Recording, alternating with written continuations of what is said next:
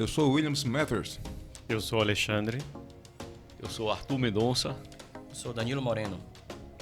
Toda quinta-feira de cada mês, às 10 horas da manhã, apresentaremos nosso programa para vocês, Estilo de Vida e Consciência, um projeto de extensão do Grupo de Pesquisa em Estilo de Vida e Saúde da Escola Superior de Educação Física da UPE.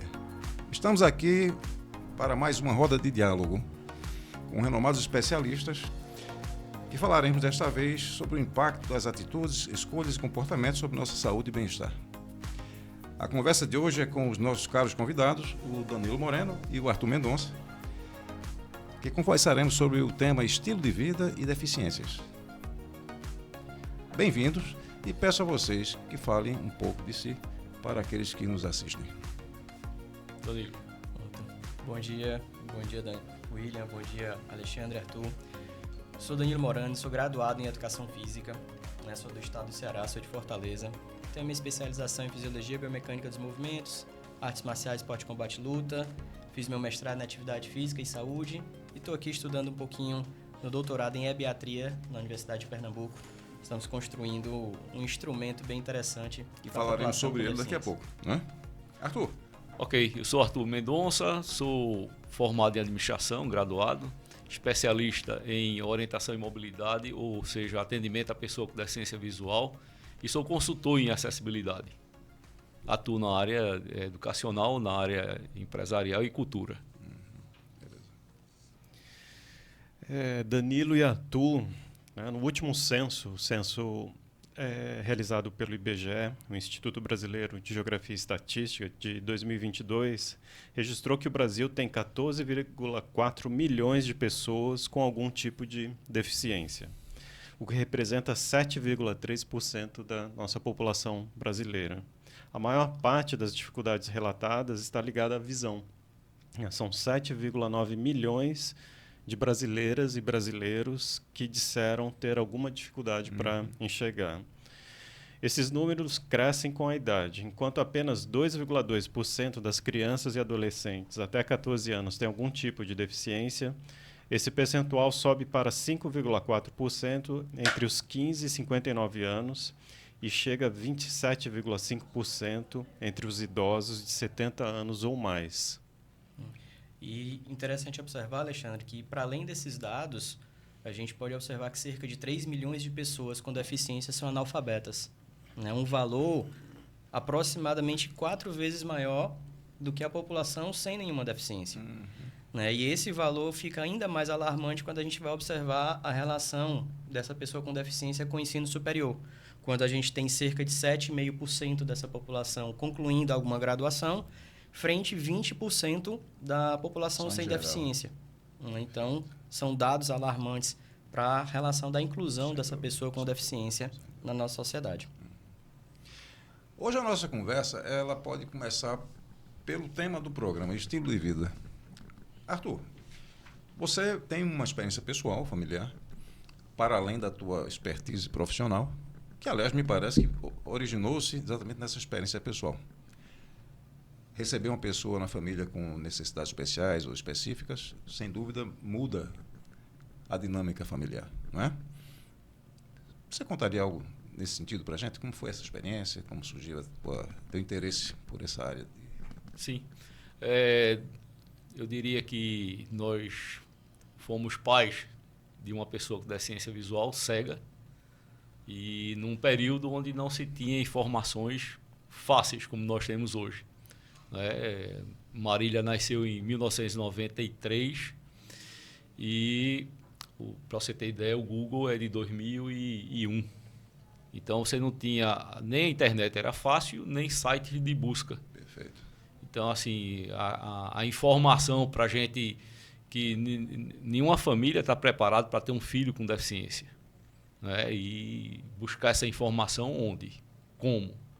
E fora isso, o impacto de você ter um ente familiar com deficiência. Que você tem que ir buscar tudo para aquela pessoa. A parte educacional, a questão da reabilitação, da habilitação. Aí você abre o leque para esportes, turismo, educação, empregabilidade, cada um no seu momento.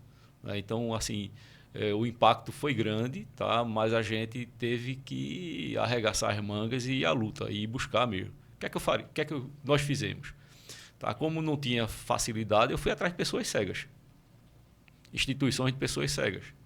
E passava um cego na rua, parava, conversava, perguntava e me aproximava. E essa foi minha fonte de informação. Até ir trabalhar com uma pessoa cega. Quer dizer, você garimpou Isso. as informações a partir das próprias experiências daqueles que também vivenciaram essa dificuldade. Exatamente. Aprender com as pessoas que já tinham passado por isso, numa época lá atrás que tinha muito mais dificuldade. Isso aqui no Recife? Não, inicialmente em João Pessoa. Em Recife, nós passamos um período em João Pessoa até 2006, e aí de 2006 para cá a gente vem trabalhando em Recife. E a partir dessa sua experiência com a Marília, sua filha, né, que hoje já tem 31 anos, Isso. você se especializou não só com pessoas, assim, uma abordagem centrada na pessoa, né, com pessoas cegas, e a partir daí fez disso uma expertise sua. Você acabou se especializando em determinadas áreas, e você pode contar um pouquinho Sim. quais são essas áreas, né, o que você... dessa sua experiência, o que você aprendeu, né, com as pessoas cegas e como você fez desse aprendizado uma área, né, para estender um pouco esse conhecimento que você partilhou com as pessoas. Ok.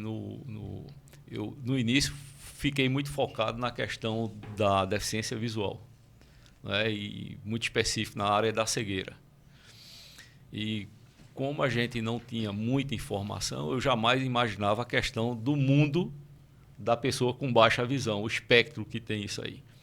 Então, assim, uma das questões práticas, quando Marília completou 6 anos, nós fomos questionados por uma pessoa cega a questão da autonomia dela. Como é que ela está na escola, como é que ela entra, para onde ela vai, como ela se locomove. E aí deu aquele choque de realidade na gente, porque a gente tinha uma pessoa para guiá-la. Disse, não, já pode ser trabalhada a parte de utilização de bengala. Com 6 anos? Tem, não sei o quê. E aí eu fui procurar o serviço para Marília aprender a usar a bengala, para andar num ambiente escolar ou num ambiente protegido. Lógico que ela não iria andar na rua. E Marília entrou numa fila de 6 meses para ser atendida lá no Instituto de Cegos. Por quê? Só tinha um profissional. E aí essa espera, quando Marília veio ser atendida, eu colei com a professora e aí fui vendo as técnicas, tá certo? Fui buscar em livros, mandei buscar um livro no Rio de Janeiro, no Instituto Benjamin Constant, outro em São Paulo, na instituição Lara Mara. Fui estudando também. Isso tudo via... na época a gente nem utilizava muito a questão do e-mail, mas era carta mesmo. E aí foi aí que me chamou a atenção da carência, da escassez do profissional de orientação e mobilidade. Aí eu procurei um curso de 40 horas que apareceu, depois fui fazer um curso de 120 horas, e depois de muito tempo eu fui fazer uma especialização no Instituto Federal do Ceará, no IFCE. Tá, um curso de especialização 440 horas, com bastante prática. Nesse intervalo, eu já tinha uma certa experiência. Alguns pais me procuravam para que eu pudesse atender ao seu filho, porque eles não conseguiam entrar no Instituto de Cegos para serem atendidos. E aí eu fiz o que eu fui buscar, eu fiz com eles. Eu os atendia no final de semana, sábado, domingo, em parque na minha casa, e ia instruindo os pais para isso, até que eles pudessem ser trabalhados no Instituto de Cegos. O Instituto me chamou em 2015 e a direção do Instituto disse, olha, nós sabemos que você é um profissional já habilitado e com experiência nessa área, e o que é que você pode fazer por a gente? O Instituto é filantrópico. Aí eu disse, o que eu posso fazer é trabalhar a tua necessidade. Qual é a sua necessidade? Atender o pessoal do interior que vem para tratamento fora da domiciliar, para ter o braille, para ter a atividade de vida autônoma. E esse pessoal não tem orientação e mobilidade porque só tem um profissional. Ora, para você ver, lá atrás, em 99, 2000, que Marília começou a ter o atendimento, só tinha um profissional. E 2015 permanece com um profissional. Aí eu disse, não, eu vou fazer o seguinte, eu me comprometo em atender todo o pessoal do interior, da capital não, que é o seu público que está com a necessidade. Eu vou ouvir 2 vezes na semana, de 5h30 às 7h30 da manhã, e atendo esse pessoal para ensinar a fazer esse trabalho. Tem vídeos meus no canal do YouTube, tem no Instagram também, mostrando o trabalho como funciona esse trabalho. Pessoas com uma certa carência social e precisando realmente desse atendimento. O que é que acontece? Após esse trabalho, eu disse, eu não posso, passei 4 anos e pouco com esse trabalho, eu disse, eu vou fazer o seguinte, não vou deixar o Instituto na mão, eu vou montar um curso de formação, tá certo? E habilitar pessoas que possam dar um suporte para o Instituto. E aí eu fiz. E esse curso ele foi chancelado pela Universidade Católica de Pernambuco. Aí você formou novos instrutores. Novos instrutores. Desse curso, eu tive um desafio, porque como era no Instituto de Cegos, a direção me pediu para eu treinar 2 pessoas cegas. Então eu tive que mudar toda a metodologia, o que não existia e não existe em lugar nenhum, nada escrito, como o cego pode ensinar outro cego a andar. Interessante isso. E aí eu mergulhei nessa temática e graças a Deus foram 17 pessoas formadas. Você falou que teve por muito tempo um único especialista aqui em Pernambuco. Creio eu que era a Lucila Isolda. Não era mesmo? Era ela. Eu tive a chance de conhecê-la quando iniciei aqui o trabalho de docência na universidade e a minha disciplina contemplava o tema, que você inclusive já deu grandes contribuições, o Danilo também lá na disciplina, e eu a conheci também por via de terceiros, não me recordo quem, e a convidei para fazer. Sabe que ela convidava todo semestre os alunos a aprenderem com ela, né? Aquilo que ela foi buscar fora daqui, inclusive, né? Porque não tinha formação aqui, para estagiar, aprender. Nunca um aluno nosso se dispôs para ver a pouca percepção do quanto isso, né, atuar neste campo pode ser um caminho profissional também, né, Arthur? Eu comecei aprendendo com ela. A Lucila Isolda, ela era a única profissional do Instituto de Cegos. Isso. E aí foi nessa abordagem que eu colei. Então, o que ela ensinava a minha filha, quando íamos para casa, a gente fazia o mesmo trabalho. Reforçava. Agora utilizando outras metodologias, né? Tipo assim, será que uma criança vai querer ter um instrumento na mão se ela tinha uma pessoa que puxava, guiava? Aquele instrumento já é um estigma. Aí na escola tinha uma série de questões que ela vivenciou, que posteriormente eu vou contar, mas eu tinha que criar um fato motivador para que minha filha utilizasse a bengala. Então, no mesmo quarteirão da minha casa tinha uma banca de revista que vendia um bombom de hortelã que ela adorava, que é da embalagem verde e branquinho, que mastigava e quebrava fácil no dente. E aí eu dizia, vamos comprar lá, agora você vai ter que ir. E ele começava com toda a técnica. Você saindo do portão, à sua direita, vira a bengala, vamos fazer, abrir o arco. Isso ela já tinha que idade? Isso ela tinha em torno de uns 8 anos. Então eu já fazia esse circuito, era um circuito em forma de U, eu ia pelo caminho mais longo e ia apresentando os obstáculos. Às vezes até criava, eu corria na frente dela, botava uns tijolos na frente. Porque a gente tem que criar para a guerra e não facilidade. A vida da gente aqui não é tapete, é buraco e é obstáculo. Perfeito. E Arthur, só uma pergunta. Você vem comentando muito aí, pessoas cegas, baixa visão. A nomenclatura, a forma de a gente tratar essa pessoa. Porque existe, não vou chamar de cega. Por que eu não vou chamar de cega? Eu devo chamar de cega? É baixa visão? Como é que a gente tem essa aproximação? Ok. Com a pessoa com deficiência visual, tá certo? Primeiro se dirige à pessoa. Arthur, professor William, a pessoa. Mas qual é a condição dela? Então, Arthur é uma pessoa com deficiência visual. Caracteristicamente, eu posso ser cego ou eu posso ser baixa visão. Tá? Então, assim, é pessoa com deficiência visual. Na deficiência visual, você tem um espectro. Você tem, pela lei, você tem a pessoa cega, que aí existe a medida médica, que é de 0,05, isso é uma medida na escala de Snellen, para baixo é cego, podendo perceber luz. Não enxerga nada, mas sabe que está claro. E de 0,3 ou 3 décimos a 5 centésimos, 0,05, aqui é o espectro de baixa visão. Então, não se preocupe em dizer, fulano de tal é uma pessoa com deficiência visual na condição de cego, ou ele tem cegueira, isso não é nenhum. Agora assim, chama esse cego aí já é capacitismo. Essa pessoa aí que usa um óculos fundo de garrafa, ou essa pessoa, então a gente se dirige à pessoa, a condição da deficiência visual, ela tem cegueira e baixa visão, que não é nenhum problema. Você falou uma expressão que está muito usada, capacitismo, né? Nem todo mundo, porém, domina o conceito. Me parece que você usou numa condição de que o capacitismo é quando você utiliza de uma suposta capacidade para identificar a pessoa. Quer dizer, ela se despersonaliza e transforma-se na suposta capacidade que ela tem. Também. Ou para mais ou para menos, não é? Isso. É isso mesmo ou eu estou enganado? Não, está perfeito. Agora também tem outras questões comportamentais, né? Que seriam as barreiras atitudinais.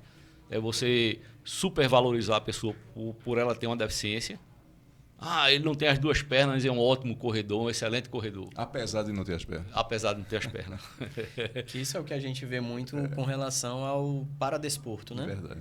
A gente tem os para-atletas, aí ele faz isso apesar de... O apesar de estar sempre Ou presente. o contrário, né? A nivelar por baixo. Não vamos chamar não, porque ela não vai ter condições de fazer isso. Então são as duas frases típicas do capacitismo. Apesar de ou por que não. Né? Porque não tem, porque não pode. Isso. É o pensamento preconceituoso, né? Perfeito. Muito bem. E Danilo tem uma inserção nesse campo também, né, Danilo?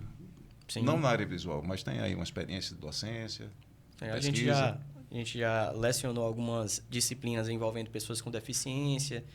A gente já trabalhou com equipes de deficiência visual, pessoas com deficiência visual. E hoje a gente está desenvolvendo alguns instrumentos que buscam avaliar o estilo de vida da pessoa com síndrome de Down. Com síndrome de Down.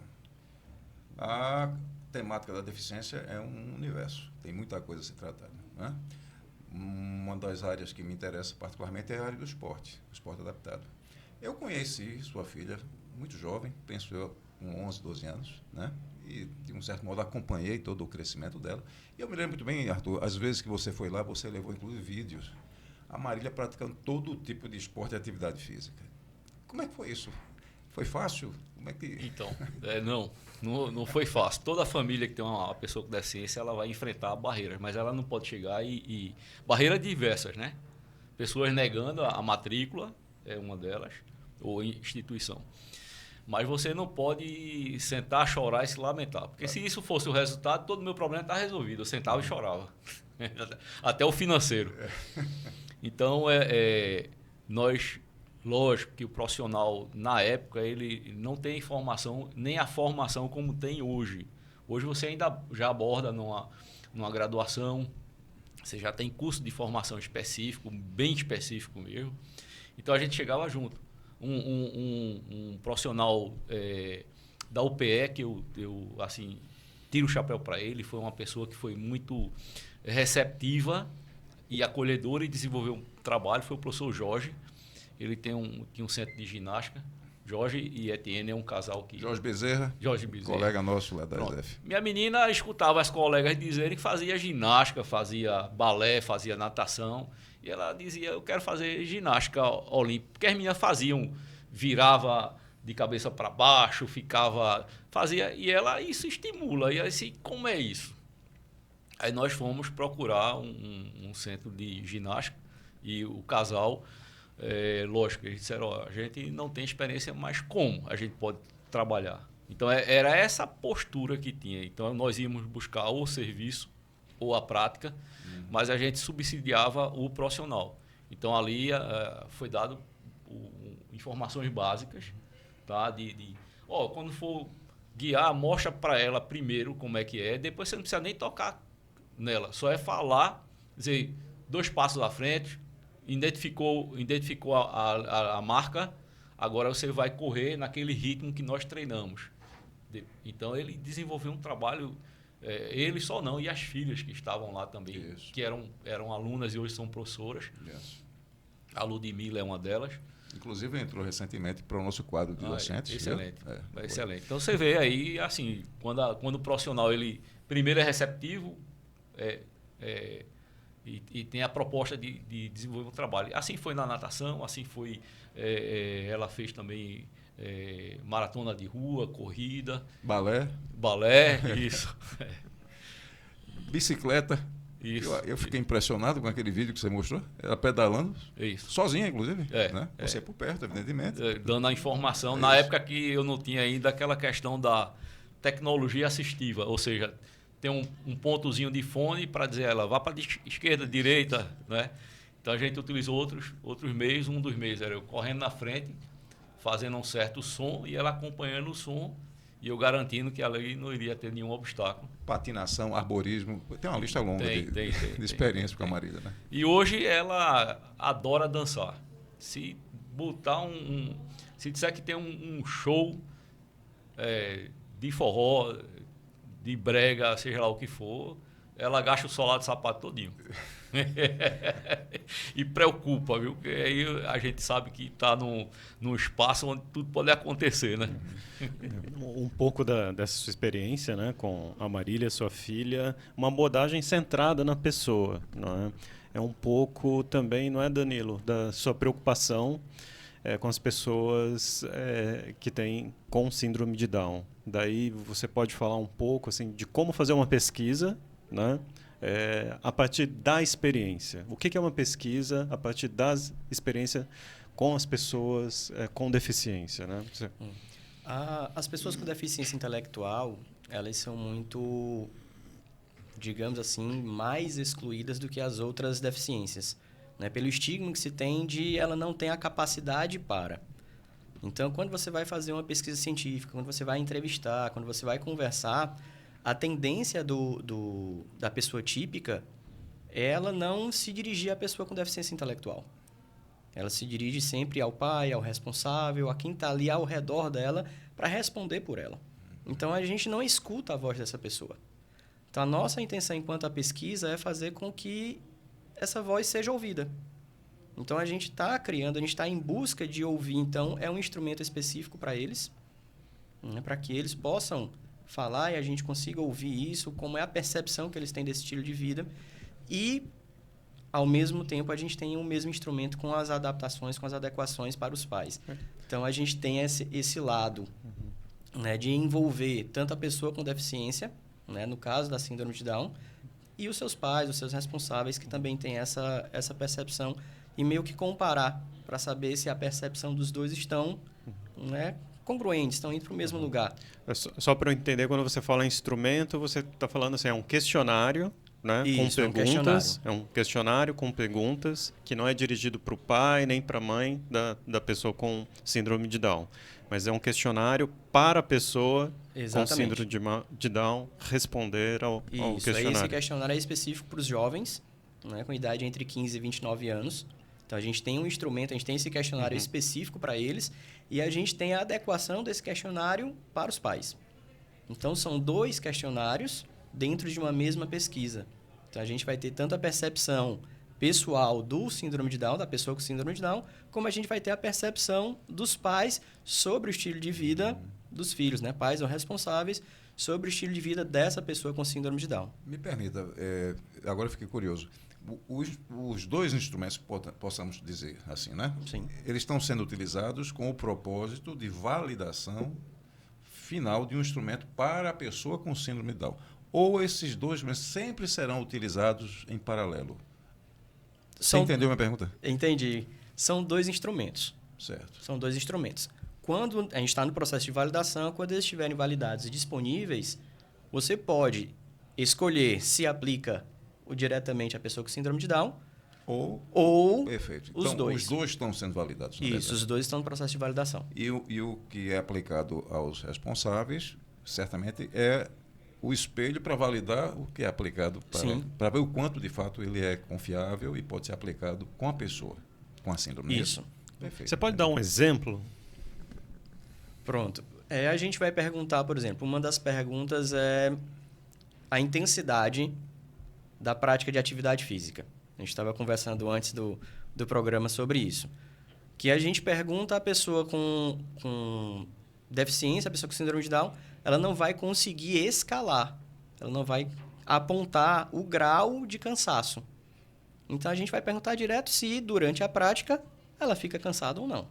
Então, a resposta dela é dicotômica, é sim ou não. Então, não é a pessoa que a acompanha, o responsável, pai e mãe, que vai saber dizer o cansaço né, da pessoa. E a gente vai ter essa mesma pergunta para os pais. Entendi. Então, em que grau eles percebem que ela fica... o jovem, né, a pergunta, o jovem com síndrome de Down fica cansado durante a prática? Ou seja, é a percepção dele enquanto pai responsável sobre a intensidade daquela prática de atividade física realizada por aquele jovem. É interessante da sua pergunta, a gente pode fazer ligando um pouco com a experiência do Arthur, é o quanto, e você falou de capacitismo, né, o quanto as pessoas se dirigem à pessoa que acompanha, por exemplo, uma pessoa com deficiência.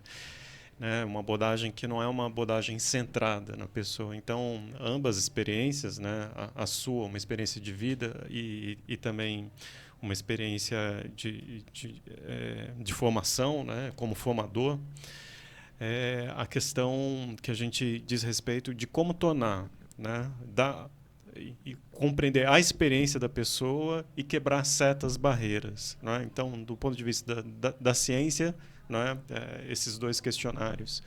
Eu queria saber quais são essas barreiras. Ouvi um pouco do Arthur e de você, Danilo, né? Ao ter uma abordagem centrada na pessoa, que barreiras a gente está quebrando? Né? Então, a partir da experiência, né, de vocês, contar um pouco. Né? Vou primeiro. Eu acho que quando a gente vem conversando, né, nas abordagens que a gente faz na disciplina junto com o professor William, para mim a principal barreira que a gente vai quebrando é a barreira atitudinal. Acho que essa é a mais difícil de ser quebrada e é a que a gente precisa quebrar. Então, na hora que a gente vai e coloca que essas pessoas são pessoas, é só essa a definição. Então, o que a gente faz com qualquer outra pessoa, a gente faz com ela. Então, se eu tenho pesquisa científica com uma pessoa que a gente chama de pessoa típica, por que eu não vou ter uma pesquisa científica me utilizando das pessoas atípicas? Por que eu não posso ouvi-las? Não é a questão, a gente vai dar voz a essas pessoas. Não, essas pessoas já têm voz. Elas já emitem o som da voz. Nós que não escutamos. Então, nós precisamos escutar essa voz. O interessante é que nós, sobre barreiras, nós temos aí 5, depende da abordagem, até 6 dimensões. Né? Mas as outras barreiras são causadas pela atitude. A barreira arquitetônica, a urbanística, ela vai da atitude. A atitude, às vezes, por não ter o conhecimento, ou às vezes por não entender que aquilo ali funcionalmente não está para a pessoa. Eu visualizo no teu instrumento, no teu trabalho de pesquisa, uma possibilidade, uma pergunta. Você já viram alguma pessoa com síndrome de Down passar num concurso público? Numa universidade pública? Não. Eu respondo com firmeza. Pessoa com síndrome de Down ou com deficiência intelectual.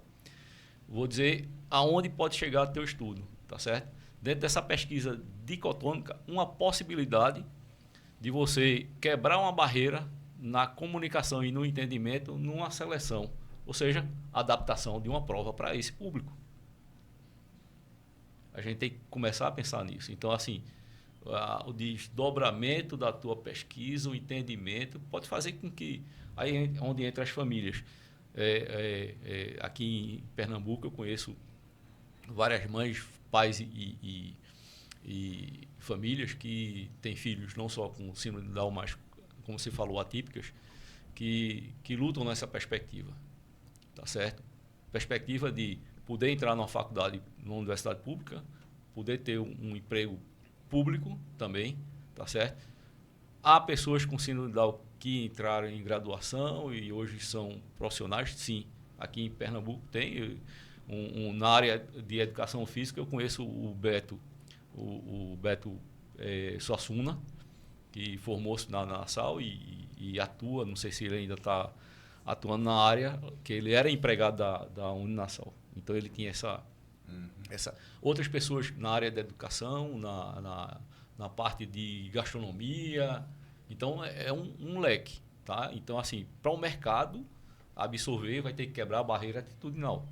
Qual empresa vai contratar? Então você vai ver aí, tem pessoas trabalhando em cafeteria, pessoas trabalhando em padarias no sentido de doces salgados, e empresas. Então assim, essa barreira atitudinal, isso na minha concepção de Arthur, tá certo? Eu digo que eu destaco, nenhuma barreira é mais importante que a outra, mas ela pode dificultar as demais. Essa uma é atitudinal. Em cima dessas barreiras, Arthur, a gente sabe que você trabalha junto dos órgãos públicos, né? E essas barreiras arquitetônicas e urbanísticas que nós vemos no cotidiano, né? Inclusive agora, muitas dessas reformas que a gente viu pela cidade, tem algumas, por exemplo, da deficiência visual, né? O piso tátil, tem alguns que saem ou vão diretamente para bancos. Isso. Então, como é que eu vou guiar essa pessoa para onde ela não tem saída ou não tem como ela chegar até ali para começar esse processo? Em que ponto está? Então, eu trabalho com consultoria de acessibilidade. O que é que eu faço? Eu faço diagnóstico de acessibilidade. Certo? Eu sou um profissional que tem uma expertise, tem uma especialização, e aí eu posso dizer se aquilo ali está ao alcance da pessoa com deficiência, não só visual, auditiva, deficiência física, usuário de cadeira de rodas, pessoas com mobilidade reduzida, o idoso, o obeso. Eu digo dentro da norma, dentro da legislação, se ela está ao alcance ou não, se a pessoa consegue ter acessibilidade. Dentro da tua pergunta, a requalificação das calçadas, aqui de Recife, propriamente dito. Eu tenho 2 vídeos que eu publiquei no Instagram que eu trato sobre isso. Eu mostro que foi feita uma requalificação, certo? E aquela requalificação que é feita por técnicos habilitados, tá certo? São arquitetos e engenheiros. Isso passa dentro de um projeto, tá? E aí eu mostro que não está funcional para a pessoa com deficiência visual, com deficiência física, usuário de cadeira de rodas, com mobilidade reduzida ou utilização de muletas e bengalas de apoio. Então, hoje a gente encontra isso. Não só essa questão de direcional, botar o piso direcional para um banco, para qualquer local que não vai.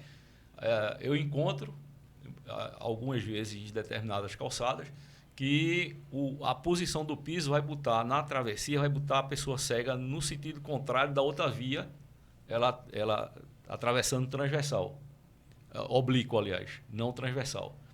Então, são questões que na norma está ali posta. O profissional acha que colocou certo e funcionalmente não. Outras questões mais. É fácil, eu não publico mais porque o pessoal pode entender que é uma questão política, que eu estou contra prefeito A, prefeito B, prefeito C. Mas na minha abordagem é muito técnica, eu mostro que dentro da norma não está seguindo. Fora isso, eu ainda tenho trabalhos na rede hoteleira, na questão da comunicação, da cultura, em museus, espaços culturais, e na hotelaria, para você ter ideia,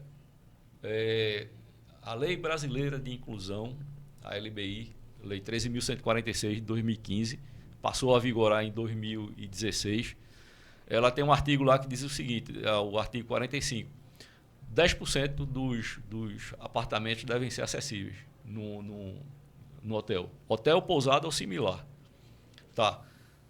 Aí no artigo 125, deu 2 anos para que isso acontecesse. Aí o governo federal veio com o decreto 9296, 2018. O decreto já nasceu com barreiras. Barreiras tanto para a pessoa com deficiência, quanto barreiras para o empresariado. Tipo assim, são 3 anexos. O anexo, o anexo 1, ele contempla a acessibilidade plena. O anexo 2, meia acessibilidade. Para mim não existe meia acessibilidade. Tá? Não tem. E o outro são recursos de usabilidade. Aí tem lá, 5% dos apartamentos tem que ter telefone com tipologia ampliada. Já nasceu morta, porque a própria norma de 2005 de comunicação fala, tá certo, que os aparelhos para serem fabricados ou vendidos no Brasil, todo o número 5, ele deve ter um ressalto, um alto relevo, e ali a própria norma fala da navegabilidade da pessoa. Ela bota o dedo no 5, subindo é 2, descendo é 8, descendo é 0, do 5 à direita é 6, voltando é 4. Então a pessoa cega, ela opera um telefone. E por que no hotel eu vou ter que ter um telefone com tipologia ampliada para atender uma parcela do espectro da pessoa com baixa visão? Então aí você tem acessibilidade ferramental, que é num instrumento que é o telefone, tá certo? E tem a falta de conhecimento. Isso feito com políticas públicas do governo. Então, outras questões mais, tipo as tecnologias que nós utilizamos. Pessoas com deficiência auditiva vão precisar de um intérprete. Você acha que todo hotel vai botar um intérprete ou vai treinar todo mundo? Eventualmente. Eventualmente. Então, quais são as tecnologias existentes hoje para isso? Aplicativos e central de Libras. Então, tem solução. Solução tem e eu trabalho com isso. Meu viés. Antes de começarmos a gravação do programa, conversávamos sobre aspectos relativos a isso que você fala.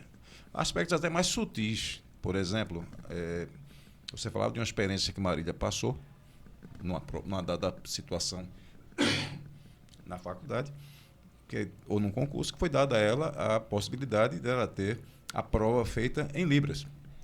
No entanto, ela foi escolarizada, foi alfabetizada, não necessitando do recurso da Libras, posto que no mundo real ou no mundo convencional, a Libras é muito pouco utilizada e seria melhor que ela tivesse a condição de fazer uso de outros recursos, né? Para ter, digamos, mais chance de igualdade e de resultados.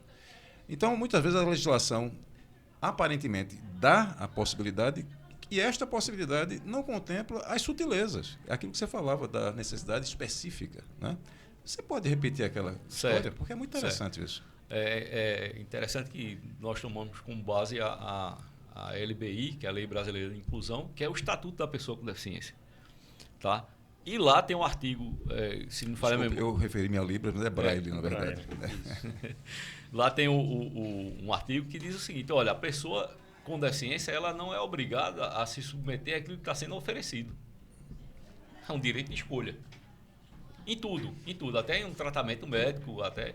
Então, essa questão que você levantou, ela foi...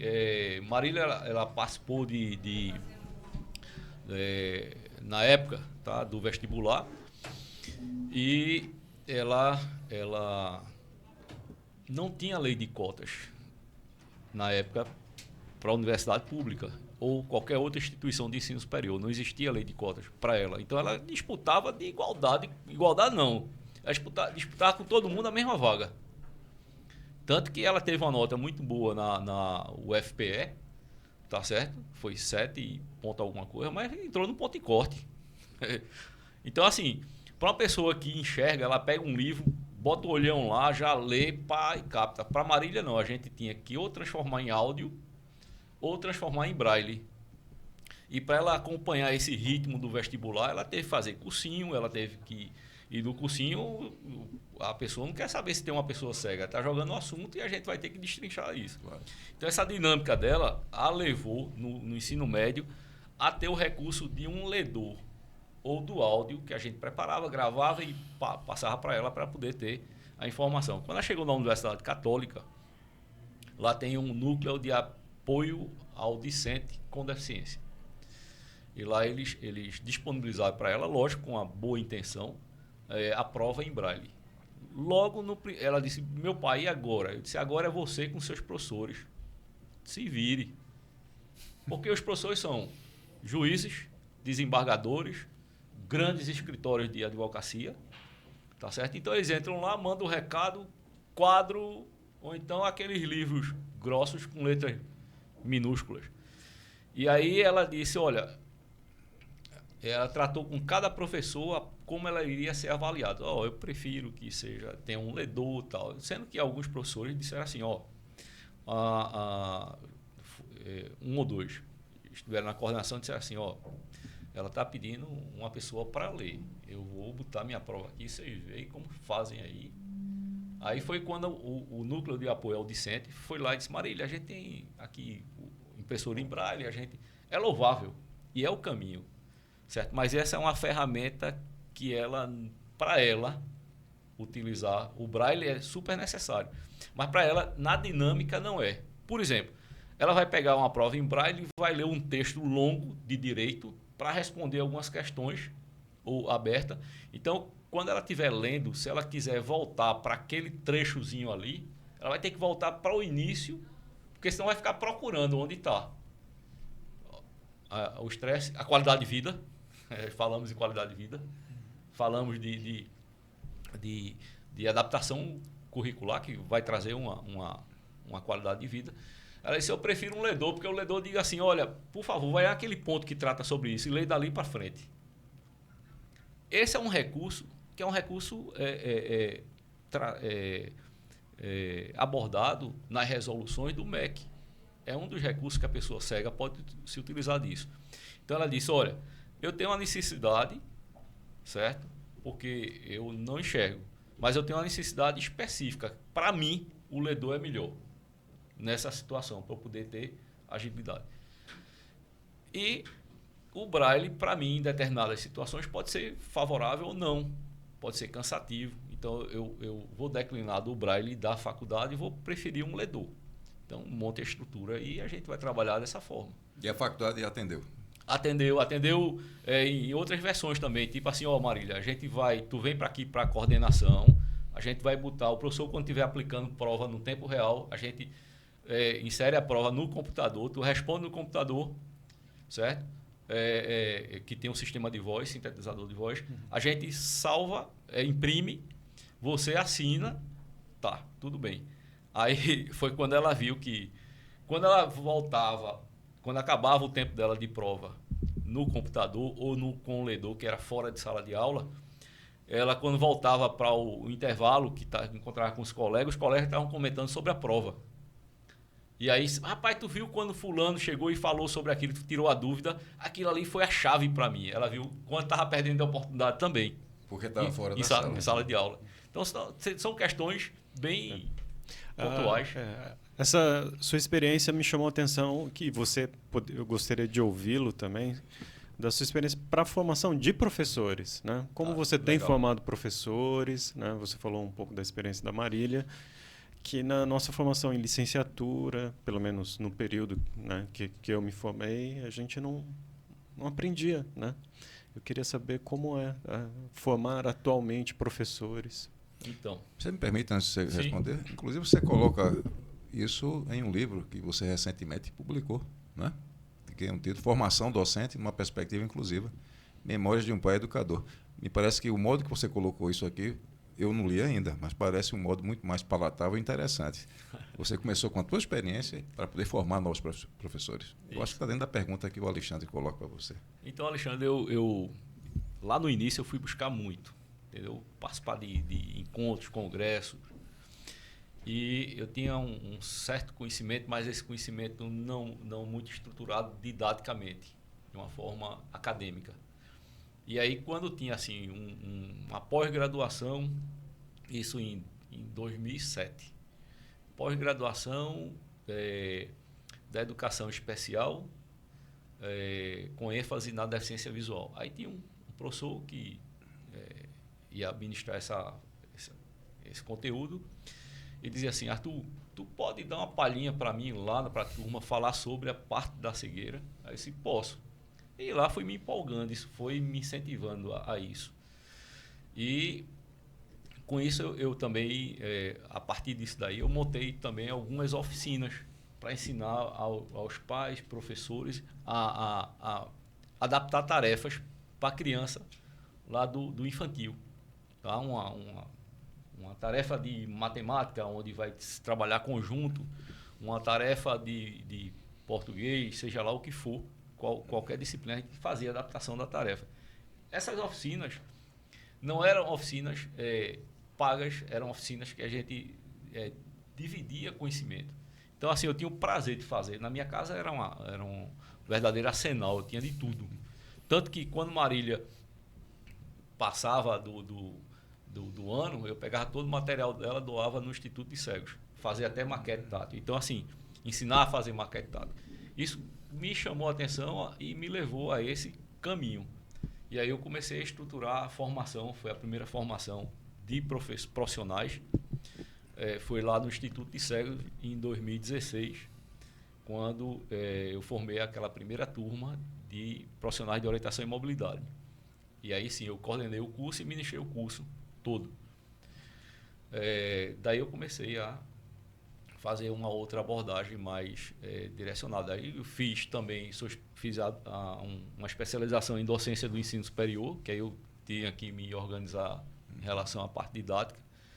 E fui fazer uma série participar de uma série de módulos, tá certo? Ou disciplinas em pós-graduação. Assim fiz na pós de Libras, fui tratar sobre políticas públicas. Eu fiz vários módulos sobre a abordagem na deficiência visual em faculdades daqui de Recife, na formação de professores. E de 2021 até hoje, eu venho sendo selecionado pela Universidade Federal da Paraíba para formação de docentes para atender pessoas, alunos com deficiência, e não só deficiência visual. Aí a gente abre o leque. Esse livro específico, ele trata sobre a primeira disciplina que eu ensinei nesse programa, que era justamente a formação do professor para ensinar pessoas com deficiência visual. Tá, beleza. O que é que ele traz aqui?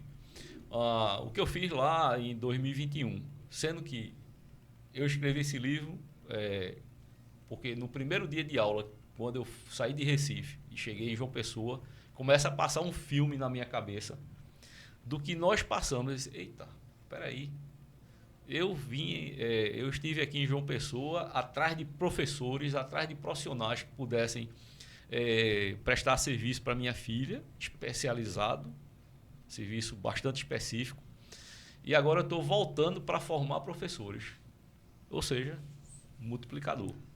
E aí, assim, de lá para cá eu venho trabalhando nessa questão.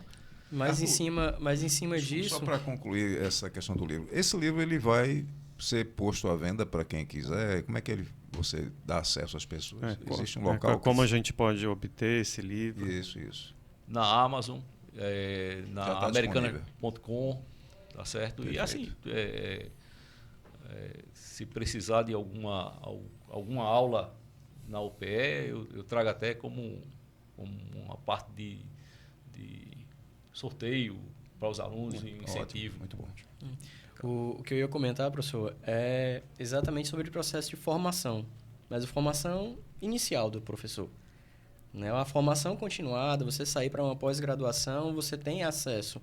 Mas para quem tem interesse específico em tratar com essas pessoas. Mas aí eu pergunto agora, professor William, professor Alexandre e Arthur também, e como é que está a formação inicial desses professores? Como é que está isso no banco da graduação? Será que hoje os nossos profissionais, no caso aqui nosso, ainda mais da educação física, esses profissionais estão sendo formados de maneira adequada para trabalhar com essas pessoas com deficiência? Porque quando a gente fala de inclusão, a gente não fala só da inclusão da pessoa com deficiência para a sociedade, mas também da sociedade para a pessoa com deficiência. Né? Essa via é dupla, é mão dupla. Eu não posso querer forçar, que a depender da quantidade de pessoas do outro lado, eu não vou ter força para quebrar essa barreira. Como é que está essa formação inicial, então, desses professores?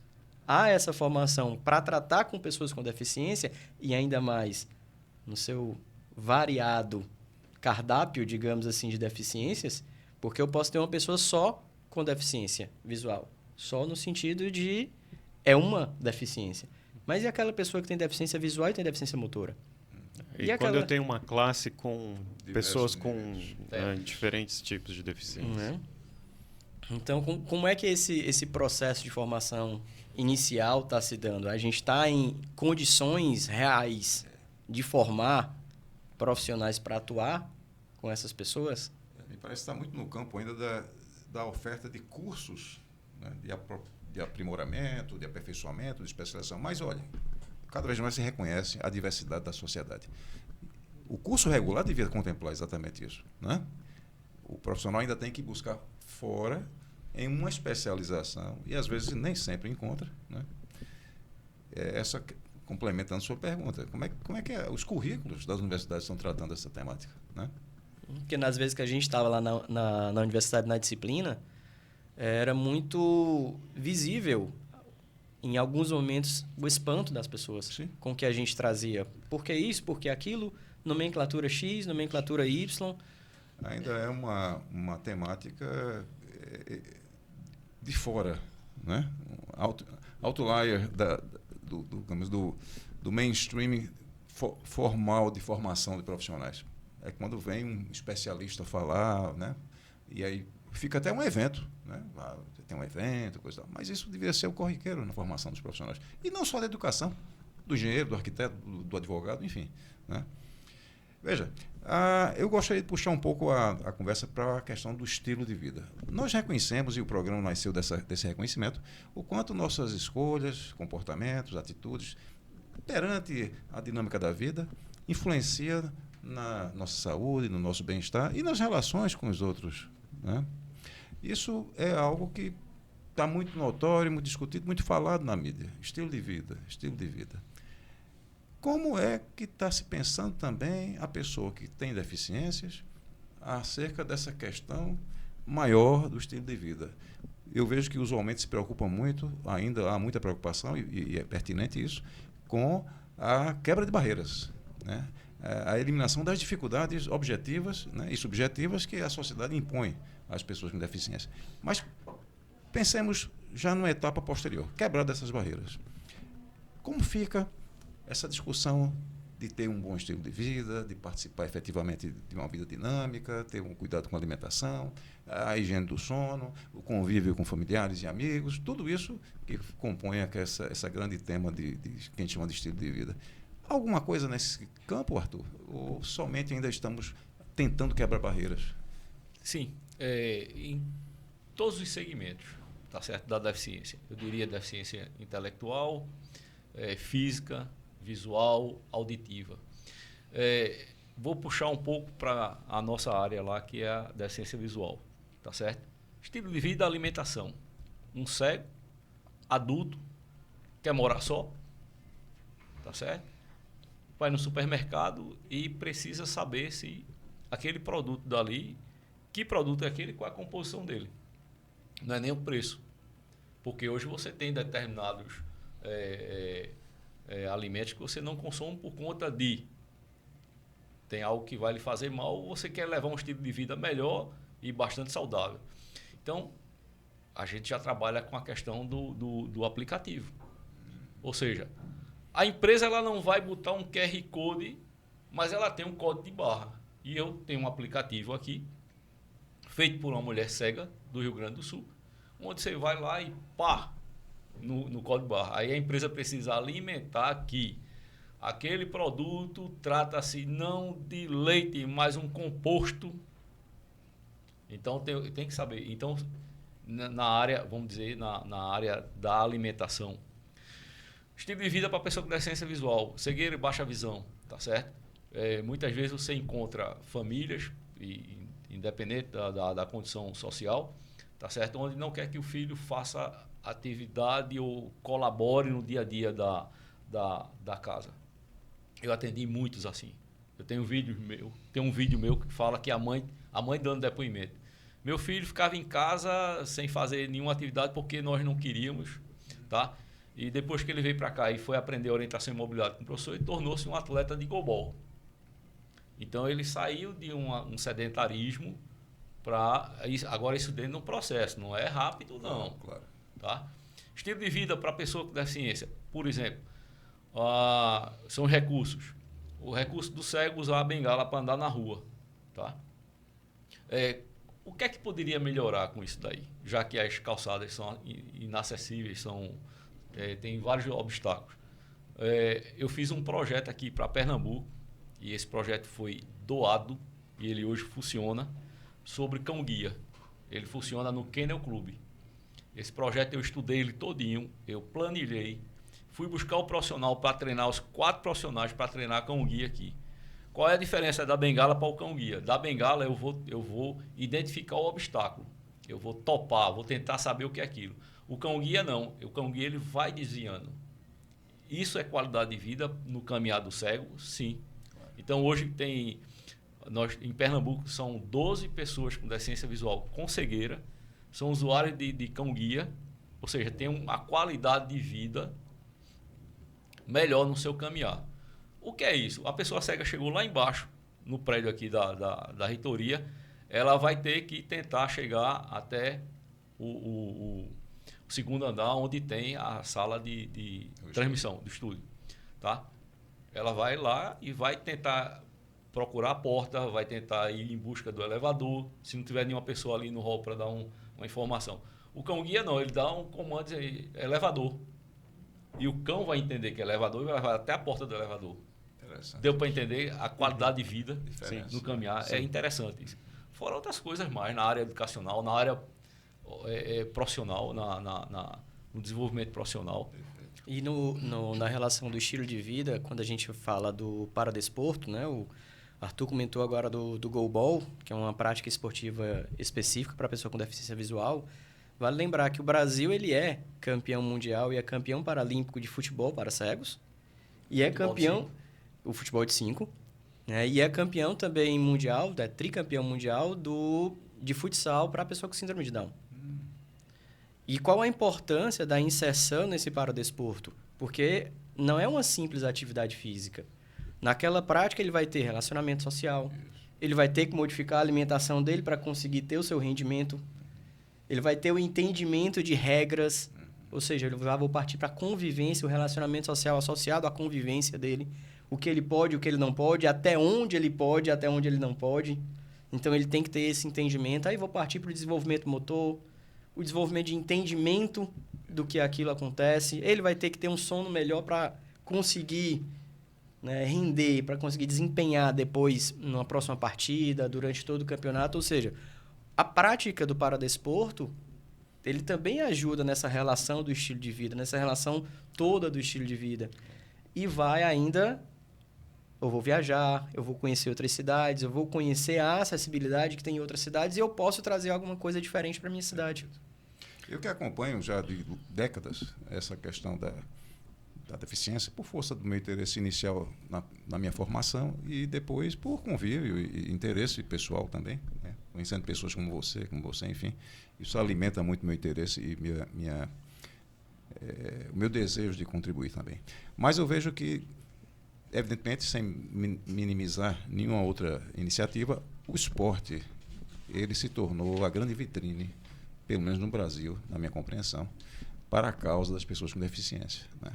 Eu vejo que houve uma transformação social, inclusive. Quando eu falo estilo de vida, parece que é só do indivíduo para fora, mas também tem de fora para dentro. Houve uma transformação social no Brasil de valorização da pessoa com deficiência a partir dos nossos grandes atletas, né, que se tornaram, inclusive, parâmetro para jovens sem deficiência, né? Eu conheço jovens que se referem a atletas com deficiência como seu ídolo, independentemente dele ter ou não deficiência. Por quê? Porque são pessoas que se destacaram, né, pelo esforço, pela iniciativa, e eu acho que essa é uma questão que ainda o Brasil está devendo nas escolas, na formação do profissional de educação física. A gente tem conversado sobre isso. Quão pouco espaço isso ainda tem na formação do profissional de educação física, né? O esporte adaptado. E no caso da Marília, ela para mim, foi assim, um exemplo bastante claro de que a pessoa faz o que quiser, independentemente de poder, ou apesar de isso é algo que tem que ser eliminado. Né? Marília fez tudo. Muito mais do que muitos jovens que eu conheço que poderiam ter feito também muito. Né? Então, o estilo de vida de Marília é emblemático. Né? Ou seja, a deficiência não atrapalha o estilo de vida. Agora é preciso que exista um suporte inicial, uma preparação daquela microsociedade que recebe o indivíduo, ou seja, a família, e da grande sociedade também, que oportuniza a participação, o envolvimento, a interação. Isso é muito importante. Eu vou trazer um exemplo aqui de um atendimento que eu fiz recente, há 2 anos atrás, de uma senhora com surdo e cegueira. Ela em torno de 60 a mais. Está no meu Instagram, são 4 vídeos. A minha turma é a sua. Eu estou lá, graças a Deus. Tenho 4 vídeos postados no Instagram, o atendimento a ela. Como ela chegou até a mim? Surdo e cegueira. É uma deficiência. E ela tem uma síndrome. Ela tem a deficiência auditiva, fez o implante cochlear a 0 de audição e agora, com uma certa idade, ela começa a perder a visão. E foi visto, que, por um estudo genético, que ela tem síndrome de Usher, que afeta a audição, inicialmente, e depois a visão. Então, assim, imagina a pessoa apagar som e imagem. Agora, imagine isso numa família onde você tinha uma pessoa ativa, fazendo tudo, e agora a família se preocupa em que mamãe não pode passar por aqui, que ela pode tropeçar e bater na televisão, mamãe não pode lavar mais copo, mamãe vai comer em prato de plástico, em caneca de plástico. E a pessoa que fazia tudo isso, e a pessoa que já está chegando naquela idade, ela se sente como? Aí começa a entrar no processo de depressão. Isso. Então, assim, a qualidade de vida aí começa a ser afetada. E aí eu fui fazer um trabalho com ela e está lá no meu Instagram mostrando isso aí. Eu começo a fazer um trabalho dentro de casa, orientação e mobilidade dentro de casa. E começo também a empoderá-la. Eu levei meus copos, botei para ela buscar os copos em cima de uma mesa, ela tateando, ela sendo informada que tinha copo de vidro, depois levando para a cozinha, depois ela lavando o copo. Isso não tenha medo de quebrar, não. Pode usar. Então, o empoderamento. E a partir daí, desse empoderamento, que ela ganhou força em casa, resgatou a sua autonomia e independência de casa, aí eu parti com ela para a rua. Então, depois que eu fortaleci aqui, foram 4 meses de trabalho. Eu fui para a rua com ela. Está lá no meu Instagram, está mostrando tudo isso aí. Então, estilo de vida. Se eu fazia, passa a não fazer, entro num processo de depressão ou tristeza, ou seja lá o que for. Tá certo? Não sou mais útil, porque eu tenho deficiência. Então, precisa chegar um profissional que ele vá fazer esse... Agora, imagino que a própria família também passou por um processo de transformação. Também. Né? E é compreensível. Mas eu o digo, comportamento da família... É compreensível o processo, digamos, de uma visão depreciada do indivíduo pela doença, enfim, mas também com esse processo de empoderamento que ela passou a ter, a família, de um certo modo, mudou também a visão do potencial que tem essa senhora. Até a qualidade de vida da filha, quando saía com ela para ir para um atendimento laboratorial, para ir para um médico, para ir para um mercadinho. No vídeo eu mostro ela no mercadinho comigo, junto com a filha. Eu sempre ensinando, não só a ela, mas ensinando a filha. E assim, o meu trabalho é esse. Interessante. Bem, eu acho que a gente está, evidentemente, explorando um tema muito vasto, que daria vários programas, mas o tempo é nosso inimigo, como sempre, né, na área da comunicação. Eu gostaria de deixar vocês à vontade para deixar os últimos ditos aqui, os recados e as mensagens derradeiras para os nossos ouvintes. Comigo? Vocês, fica à vontade. Então, dentro da minha história de vida, eu trago aqui para vocês o seguinte. Nenhum profissional de saúde, médico, terapeuta, fisioterapeuta, ele pode laudar e dizer o que você pode fazer e que não pode fazer. Muito bom. Quem sabe que pode fazer e que não pode fazer é você, pessoa com deficiência. Você, são suas escolhas. Né? Então, assim, quem limita o que você vai fazer ou não é você mesmo. Então, Então, é o que eu trago, se desafie. Esse é meu recado final. Obrigado, doutor. Obrigado também, Alexandre e professor. Meu amigo. Não, tá, a ideia de fala seria no caminho do que Arthur comentou, mas para além da pessoa com deficiência, que foi o foco do que ele comentou, eu trago agora para nós sem deficiência. Da mesma forma como nenhum laudo vai limitar essa pessoa com deficiência, nós também temos funções para com essas pessoas com deficiência. Podemos fazer mais do que pensamos, né? Exato. Então, eu acho que é ir junto dessa pessoa, é ir junto dessa definição, dessa mensagem do Arthur, para que a gente consiga a tão almejada inclusão e que a gente tenha uma sociedade onde a gente não precise distinguir pessoa com pessoas sem deficiência. Perfeito. Sejam somente pessoas. E em termos de projeto de pesquisa, quando é que a sociedade vai poder dispor do seu instrumento para começar a usar? Ao que tudo indica, o caminho está sendo traçado para segundo semestre do ano que vem. Esse instrumento, esses questionários estejam já disponíveis para aplicação por todos. Sucesso para você. Obrigado, Danilo. Obrigado, professores. Meu amigo, muito obrigado pela participação de todos. Mais uma vez, né, encerrando aqui esse programa. E estaremos no próximo mês com mais um tema de interesse. Espero que com o mesmo grau de atenção e sucesso que todos os outros programas tiveram até o momento. Muito obrigado e até breve.